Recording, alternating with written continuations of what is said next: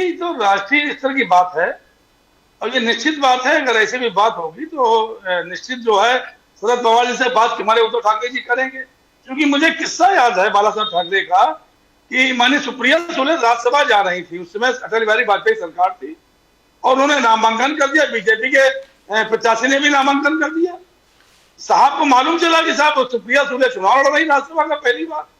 तब उन्होंने शरद पवार जी को फोन किया कि साहब ये चीज ऐसी चीज आपने मुझे बताया क्यों नहीं कि बेटी चुनाव लड़ रही है, आपको बताना चाहिए था। बोले नहीं, इसलिए नहीं बताया कि आप कहीं दुविधा में ना पड़ जाए। बोले ऐसी कोई बात नहीं, दुविधा में क्यों पड़ जाऊंगा मैं। और उन्होंने माननीय अटल बिहारी वाजपेयी से बात की, बीजेपी के पर्चा नामांकन वापस करा के सुप्रिया सुले ने चुनाव जितवाया था। तो ऐसा नहीं है कि अगर ऐसी बात होगी तो माननीय उद्धव ठाकरे ये बात उन्होंने स्वीकार भी की। और एनडीए गठबंधन जो हुआ, एनडीए गठबंधन जो हमारा जो महाविकास अघाड़ी गठबंधन हुआ, वो कोई किसी फायदे के लिए नहीं हुआ था। हमने बकायदा कॉमन मिनिमम प्रोग्राम बनाया था।